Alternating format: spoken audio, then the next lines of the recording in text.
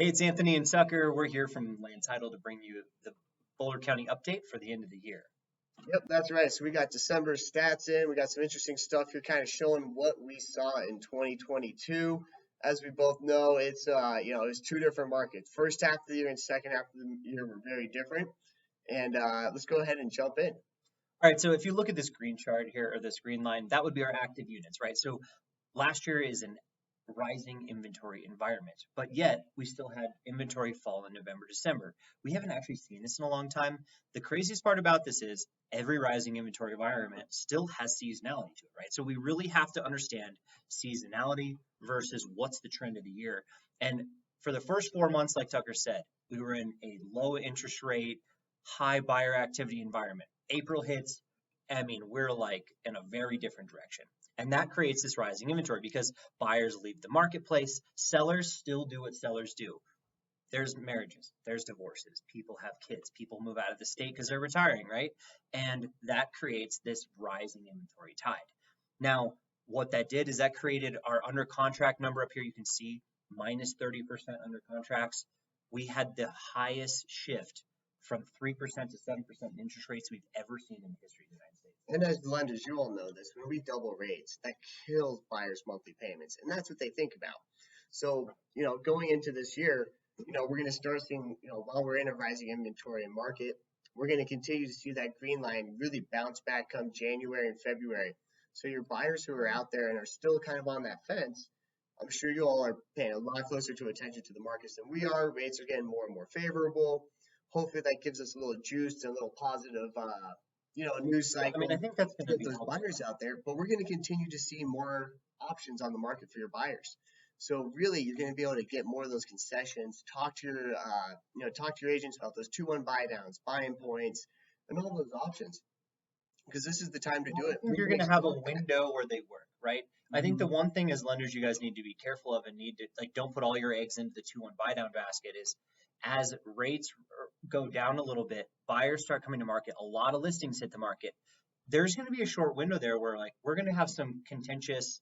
I mean, the month supply of inventory is low, right? We have low inventory, but we also have low buyers. So there's going to be a window in time, call it February, March, where buyers and sellers are going to be negotiating. There's going to be some like, maybe a few people looking at each house.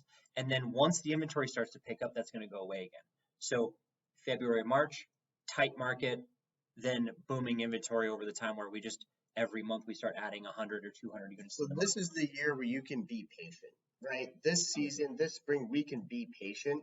Unlike other years where, hey, you see it, you got to put a bid in. You can be patient, you can be selective, you can be picky. Well, the other side We of that didn't have too, that option this time last year. So let's look at this as a good positive. So when you're talking to your clients, that's what we're going to get going on. very rarely do I ever like want to give buyers and sellers the same advice, but I think as a buyer right now, if you get to market early, you're actually going to beat some of that other competition to market. It's January, it's still cold, it's the winter, not a lot of people shopping yet, but there's also not a lot of inventory. So if you're a seller, get to market early, get it on the market in February or March, and we're truly going to see like a time where we kind of flip a switch, but it's short, right? Remember where we flipped the switch last year? Let's take a look at the graph right here in April. We can see, right around April, May, that's when that green line just skyrocketed up. Inventory specifically, right? That's where we really saw that just skyrocket right in from, April to May is when that inventory came on the market. But we were past, when the rates were super low, so our buyer demand wasn't quite there to match it. And that's when we really started seeing the diverging market. And then you look right over into November, December, no surprise, inventory is dropping. We're going to see a similar looking line coming in from January, February. A bunch of inventory is going to come back on the market, right? People didn't decide not to sell their house. It's just when they're selling their house. So we're going to see a lot more of that inventory come back on the market. So, yes, there's going to be that inflection point right around, end of February, March, where there's going to be not enough supply for the demand from the buyers. But overall, this is a year that we can be patient. You either want to be first, make a quick decision, or be patient. Really. So let's kind of focus on talking to our clients in that manner of, how do we, what's our strategy? What's our timeline like? Yeah, as a buyer, that's a big deal. The big thing that they need to understand too is that all these submarkets are not created equal. Yes. The city of Boulder is higher priced, it's more affluent, and they have a lot more wealth, and they're going to sit tight. We saw it this last year. You can see it here. over the last 12 months, that's a TTM percentage change number, we've had 20% less active units come onto the market. Now, why does that happen? It happens because if I don't like the price of my house, I'm not going to sell my house. Now, a first-time home buyer, a divorcee, something like that, you don't have a choice, right? Like you just list it anyway. But you may not have that in Boulder, right? You have the ability to kind of weather the downturns, weather these storms. Over the last 8 months, we've been chasing prices down. We'll show you the slide here in a minute. I would call it maybe 1% a month. But when you have 20% increase in price in the first 4 months, and then you have 1% depreciation over the next 8 months, you still come out net ahead, and I'll show you. So let's move on to the next one, but I want to show you the other part of the inventory. Keep in mind that when inventory is low and tight, still a seller's market. Today's a seller's market because we have 1.3 months of inventory in December. I mean, that's tight, right? It is really tight, right? Because we talk a balanced market is around 4, 5, maybe even 6 months depending on the market. 2019. But really, here in Boulder County, 2019 was a balanced market. We're right around 2019 almost felt like a buyer's market, right? We're just not used to it. So that's why it has a little bit different. And that's where we can, we keep reminding your folks, the last 2 years during this pandemic was so abnormal. It was so abnormal. This is not the norm. We're coming back to the norm. As you know, rates are dropping. We're getting back into the norm. We're going to have markets, where things sit on the market longer. This takes longer. Buyers have more options. They get more concessions. We're going to continue to see that. But overall, in the macro trend, when people go, hey, Anthony, is this still a good idea for me to buy a house this year? Because, I don't want to buy it and have it be worth 20% less next year. That's right. Remember this. We are still severely underbuilt in Boulder County and the Front Range. There's nowhere else to go. We can build new things, but in very limited supply or they're attached, we don't have lots left in Boulder County, right? So that means that single family house is going to really hold their value. And even attached will hold their value, but really those detached homes, we're just in a limited supply and we're still a very desirable area to live. So that's the long-term conversation for those buyers on the fence of going, oh, is this the right decision? Is the next year better? Well, let's talk about buyer behavior, right? Because this is what you guys care about the most. Days in MLS really dictates buyer behavior. It shows us what they're doing. Well, buyers are most active in May. They're least active in December or January. So what that says is that our days in MLS are going to go from where they are now, 44. Maybe let's just say just January is probably a little slower because it's kind of when they go under contract, right? So we're talking 50 days in MLS is kind of a reasonable prediction. Then it's going to trend down all the way through May. And if we are in the environment we think we are with rates, buyers are going to slowly re-enter the marketplace as rates start to come down too. And that's going to fuel that fire. But we're nowhere near going to be where we were in 2022 or 2021.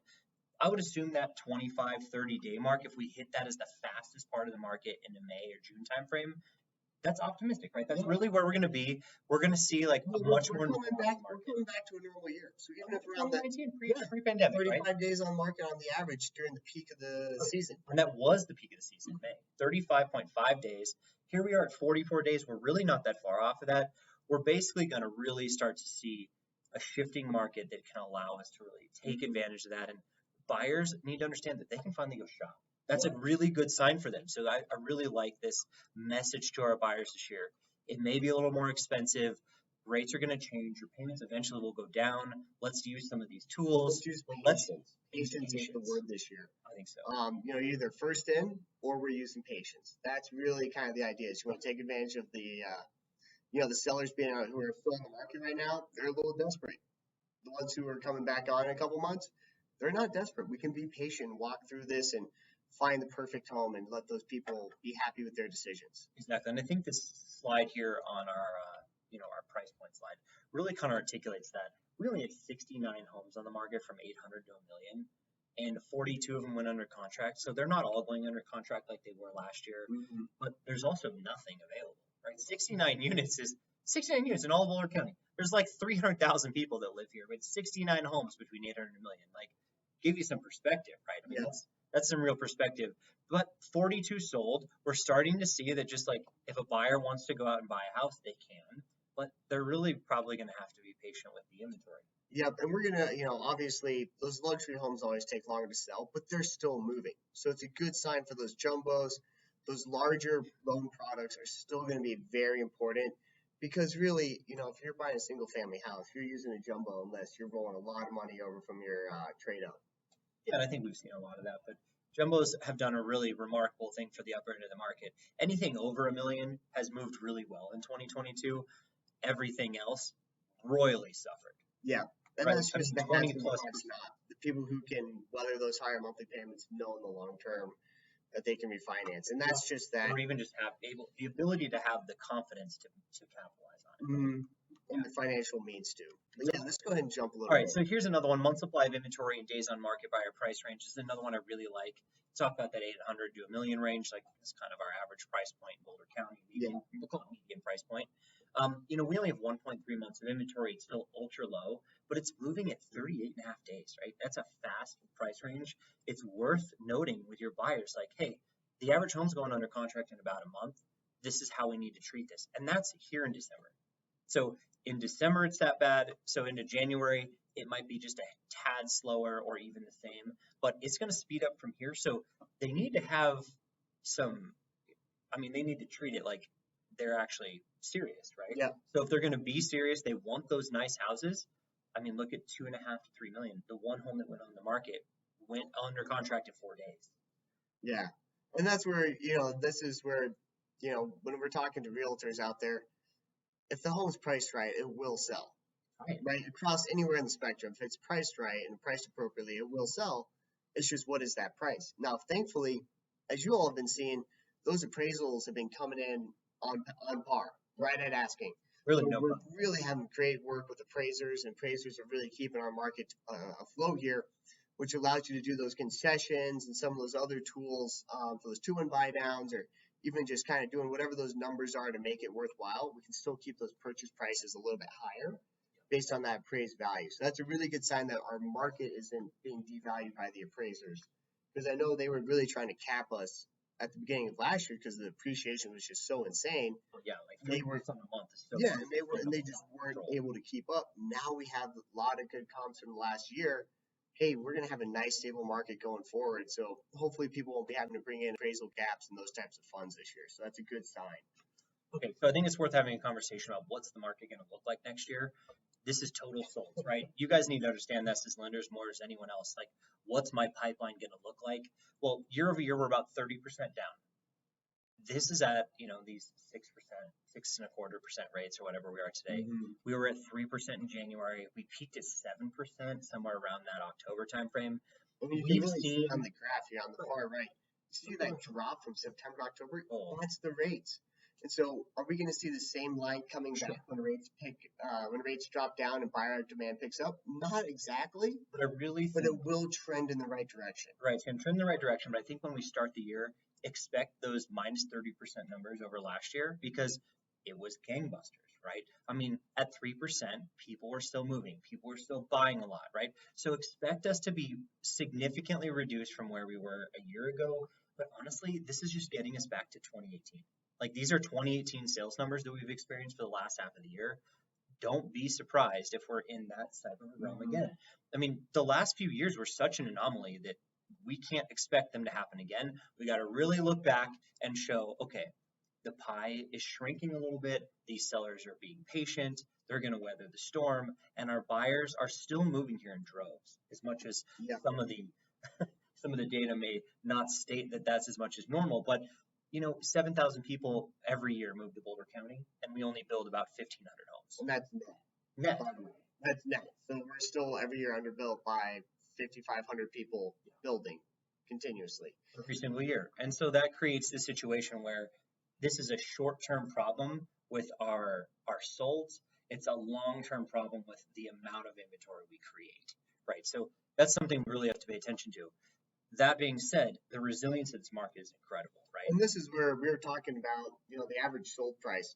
Obviously, we always have peaks and valleys through every year because of the product type that's moving in different parts of the year, right? Hey, are families with 2 to 3 kids moving in the middle of the school year? Not normally. Normally they're more in that late spring, summer, early fall during the school year, kind of getting their kids set. And those houses are normally bigger, more square footage, higher price points. So that kind of changes our averages. And that's where we can really see is even with this October, from October through December, we have a slight decrease in our average sold price. But this isn't some ridiculous drop off. The world isn't ending. This isn't some other state. So I was like, slowly chasing prices down since interest rates went up in April. But like I said, we probably saw 20% appreciation from January to April. yeah, So if we're slowly trickling down and we're changing our composition of sales, because think about it, if you can't afford the house you like here, you just move to the next city up, right? You just drive till you qualify. We talk about it all the time.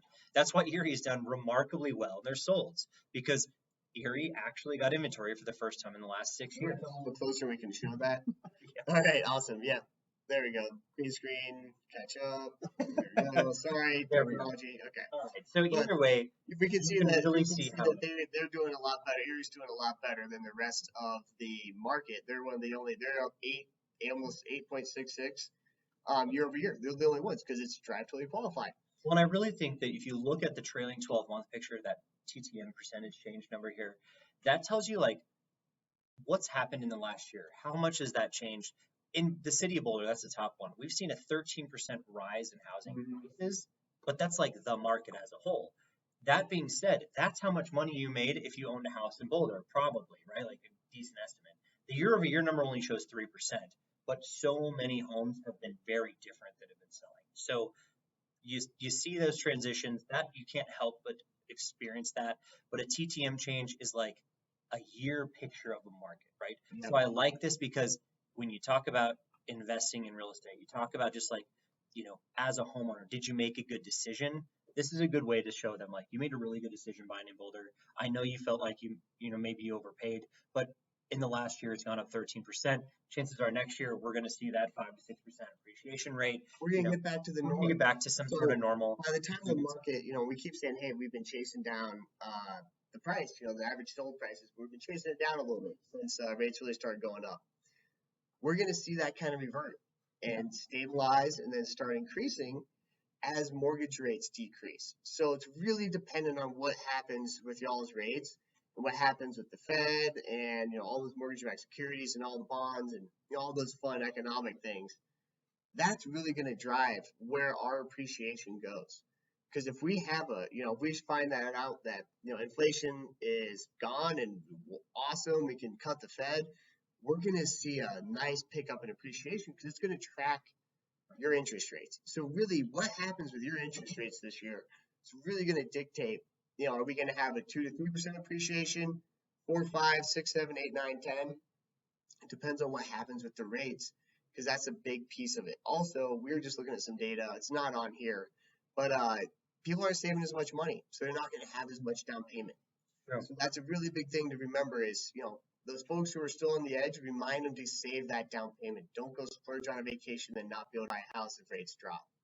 So it's a good piece to kind of stay in touch with your people on is keep that savings. Don't exit the race just because there's one bad picture or several bad months of interest rates. It will change. All right, so last slide here. This is our percentage sold price to list price. And I just wanted to give you a really good nugget. You ready for this?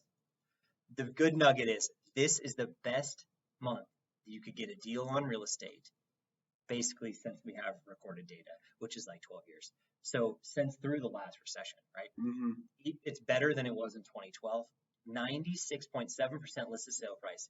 And the craziest part about this is compounded because not only are you getting negotiations, but seller concessions aren't even in that number. That's right. This December was seriously the best time to buy real estate. There's that, and there's also the fact that people are overlisting property. And there's a Whoa, lot of whoa, conversation. whoa. But it is still a fantastic time. We also had the biggest swing, just like with the interest rates. We went from 109% to 96.7%. Either way, we're getting back to a traditional fall. That's really the point of this. I like to give you those little sticker shots. It's fun to throw those at clients, but in all reality, we're going to see something like 2019. And if you guys want some real sticker shock, look at this beard. He looks like Moose from The Office. That's Dwight's cousin. I just can't stop making fun of him. I'm sorry. But if you made it all the way through the video, thank you so much. For definitely the beard. Yeah, feel free to call him Moose next time you see him. But other than that, yeah, thank you so much. We're here to support you throughout 2023. We're looking forward to a great year and partnering with you. We hope you have a healthy, successful year. Anything to cap us off, Anthony? No, we'll see you next time. Thank you so much. If you need anything from us, we're always here for you. Take care. Bye.